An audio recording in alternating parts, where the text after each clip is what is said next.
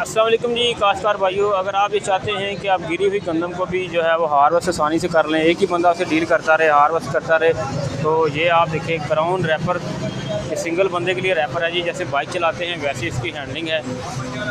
इसकी क्वालिटी देख सकते हैं, ये मॉडल देख सकते हैं इसका। तो ये आप देखें, इसके ऊपर ऑन ऑफ है, इसमें तकरीबन 4 लीटर तक इसमें पेट्रोल डीजल वगैरह पड़ सकता है। और ये ऑन ऑफ के स्विच हैं, जैसे बाइक को आप कंट्रोल करते हैं वैसे इसे आपने कंट्रोल करना है।